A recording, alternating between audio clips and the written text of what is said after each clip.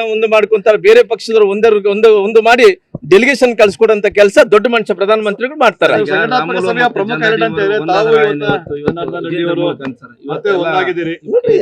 ನಾನು ನೋಡ್ರಿ ಪಾರ್ಟಿ ವಿಚಾರ ಬಂದಂತ ಟೈಮಲ್ಲಿ ಬಹಳ ಕ್ಲಿಯರ್ ಆಗಿ ನಾವು ಯಾವತ್ತಿದ್ರು ಕೂಡ ಒಂದು ಬೆಂಚ್ ಮಾರ್ಕ್ ಆಗಬೇಕು.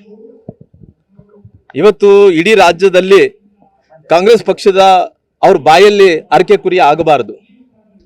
ಯಾಕಂದ್ರೆ ಇವತ್ತು ನಾವೆಲ್ಲರೂ ಕೂಡ ಬೇರೆಯವರಿಗೆ ನೀತಿ ಹೇಳಂತ ಮಂದಿ, ಇವತ್ತು ಕಾರ್ಯಕರ್ತರಿಗೆ ಗಟ್ಟಿಯಾಗಿ ಸಂಘಟನೆ ಮಾಡಬೇಕು ಅಂತ ಹೇಳಂತ ಮಂದಿ. ಇವತ್ತು ನಾವೆಲ್ಲರೂ ಕೂಡ ಇವತ್ತು ನಮ್ಮ ಜಿಲ್ಲೆಯಲ್ಲಿ ಇದ್ದಂತ ಎಲ್ಲರೂ ಕೂಡ ಎಲ್ಲ ನಾಯಕರು, ಅದು ರಾಮುಲು ಮತ್ತು ಜನಾರ್ದನ್ ರೆಡ್ಡಿ ಒಬ್ರೇ ಅಲ್ಲ, ಇಡೀ ರಾಜ್ಯದಲ್ಲಿದ್ದಂತ ಎಲ್ಲರೂ ಕೂಡ ಒಂದಾದ್ರೆ ಪಾರ್ಟಿ, ಎಲ್ಲ ಕಾರ್ಯಕರ್ತರು ಒಂದಾದ್ರೆ ಸಂಘಟನೆ ಒಂದಾದ್ರೆ ಮಾತ್ರ ಪಾರ್ಟಿ ಜೊತೆಲಿ ಅಧಿಕಾರಕ್ಕೆ ಬರುತ್ತೆ. ಹಂಗಾಗಿ ಇವತ್ತು ಸಣ್ಣ ಪುಟ್ಟ ವ್ಯತ್ಯಾಸಗಳು ನಮ್ಮಿಂದನೇ ಪ್ರಾರಂಭ ಆಗಬೇಕು. ನಾವು ನೀತಿ ಹೇಳಂತ ಮಂದಿ ನಾವೇ ಮೊದಲನೇದು ಪ್ರಾರಂಭ ಮಾಡಿದ್ರೆ ನಮ್ಮ ಕಾರ್ಯಕರ್ತರು ಕೂಡ ಅಲ್ಲಿದ್ದಂತ ವೈಮನಸ್ಸುಗಳು, ಅಲ್ಲಿದ್ದಂತ ಕಚ್ಚಾಟಗಳು, ಅಲ್ಲಿದ್ದಂತ ತೊಂದರೆಗಳೆಲ್ಲ ಕೂಡ ಬಗೆಹರಬೇಕು ಅನ್ನೋ ಕಾರಣದಿಂದ ಇವತ್ತು ಜನಾರ್ದನ್ ರೆಡ್ಡಿ ಅವರು, ನಾನು ಅವರಲ್ಲಿ ಮುಂಚೆ ಕೂಡ ಹೇಳಿದ್ರೆ ನಮ್ಮಲ್ಲಿ ಯಾವುದೇ ಭಿನ್ನಾಭಿಪ್ರಾಯ ಇಲ್ಲ ಇದ್ದಂತ ಟೈಮಲ್ಲಿ ಕೂಡ ಅವತ್ತು ಅವರು ಮಾತಾಡಿದಾರೆ, ನಾವು ಮಾತಾಡಿ ಅಲ್ಲಿ ಮುಕ್ತಾಯ ಮಾಡಿದ್ವಿ. ಪುನಃ ನನಗೆ ಗೊತ್ತಿರೋಂಥ ಪ್ರಕಾರ ಮೊನ್ನೆ ಆದಂತ ಟೈಮಲ್ಲಿ ಕೂಡ ನಾನು ಪುನಃ ಹೇಳಿದೆ ಜನಾರ್ದನ್ ರೆಡ್ಡಿ ಅವ್ರ ಬಗ್ಗೆ ನಾನು ಯಾವುದೇ ಇಲ್ಲ ಅಂತ ಹೇಳಿದೆ.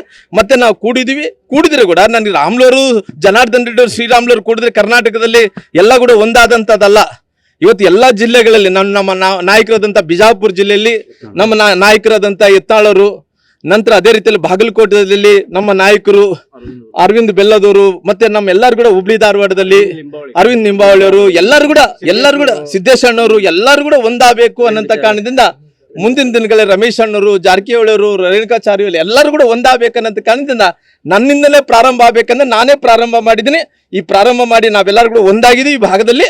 ಮುಂದಿನ ದಿನಗಳಲ್ಲಿ ಕೂಡ ಎಲ್ಲರೂ ಒಂದಾಗಿ 28ಕ್ಕೆ ಕರ್ನಾಟಕ ರಾಜ್ಯದಲ್ಲಿ ಅಧಿಕಾರಕ್ಕೆ ಬರಬೇಕು ಅನ್ನೋ ಕಾರಣದಿಂದ ಎಲ್ಲರೂ ಕೂಡ ಒಂದಾಗಬೇಕು.